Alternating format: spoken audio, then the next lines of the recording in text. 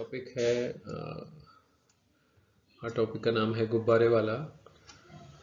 और ये प्रेरित है, हमारे यहाँ पर एक गुब्बारे वाला आता है और मैंने देखा है कि जस्ट या तो वो संडे को आ जाएगा या फिर कभी कभी किसी और दिन भी आ जाता है और कुछ उसे पता रहता है, मतलब वो बच्चे कहाँ रहते हैं।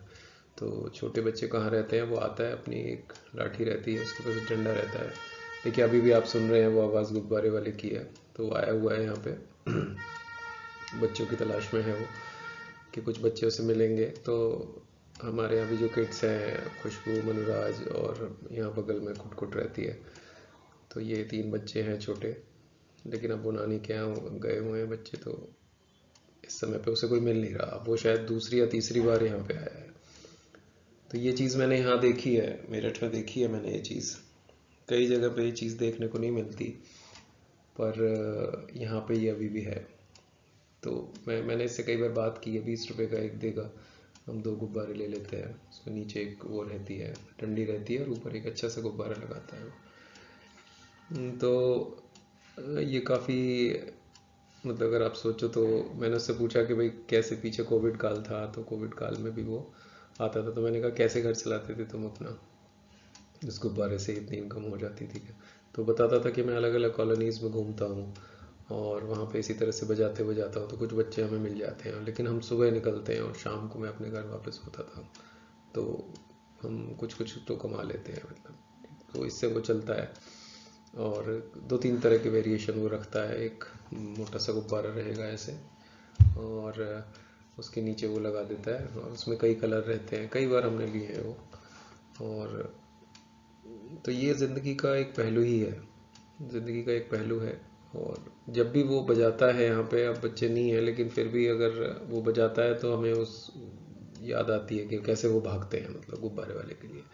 तो ये मैटर नहीं करता कि वो गुब्बारा कितने पैसे का है, मतलब ऐसा नहीं है कि वो बहुत महंगा भी है, ऐसा नहीं है, सिंपल से पैसे में आ जाता है वो। लेकिन वो जो एक चार्म होता है बच्चों के अंदर। तो मैं ये बात क्यों बोल रहा हूँ, क्योंकि मैंने ये देखा है कि बच्चों को ना कई बार आपकी बहुत सारी महंगी चीज़ों का, कि भाई यही देना है वो देना है, ऐसा नहीं, उससे मतलब नहीं होता। उन्हें अपनी अपनी कुछ चीज़ें होती हैं, तो उसका जो चार्म होता है वो प्राइसलेस होता है। तो उस बच्चे के लिए इस गुब्बारे के दाम मैटर नहीं करता, पर वो जब वो बजाता है, वो एक्साइटमेंट, वो सुनते हैं और वो भागते हैं, तो वो जो चीज़ होती है वो उसकी उसकी कोई तोड़ नहीं है, वो बहुत मैटर करती है। तो ये और ये सच में मेमोरीज हमारे पास भी हैं। मैं हमेशा देखता हूँ कि, और हमेशा ही रहेंगी ये। तो वो दौर मैंने देखा है कैसे वो भागते हुए जाते हैं और कैसे वो करता है। और फिर वो, और चलते कितने हैं वो, एक दिन चलेंगे शायद, है ना, फिर दूसरे दिन बच्चे भी उसको एक तरफ छोड़ देते हैं। लेकिन वो जो चार्म होता है, वो एक चीज़ जो होती है, छोटी सी स्टोरी भी मुझे उसमें नज़र आती है। तो ये मैंने देखा है।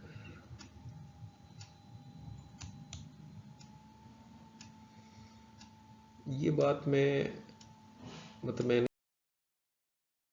ये चीज़ देखी है कि जो हमारी, हम कहते हैं कि हम जिंदगी में बहुत सारी चीज़ें सीखते हैं, कि हमने ये पढ़ाई पढ़ ली, हमने ये कॉन्सेप्ट सीख लिया, ये सीख लिया, पर लाइफ अपने आप में सबसे बड़ा कॉन्सेप्ट है जो हमारे साथ हुआ है, जो ईश्वर ने हमारे साथ किया है। तो हमें अपनी लाइफ को पूरी तरह से जीना चाहिए। पूरी तरह से जीने का मतलब है उसके सारे फैसेट्स को हम देखें, जो भी अलग अलग फैसेट्स हैं लाइफ के, उनको देखें, उनको एक्सपीरियंस करें। और ये जो नॉलेज है, जो एक्सपीरियंशियल है, ये आपको सच में ग्रो करती है एज अ पर्सन।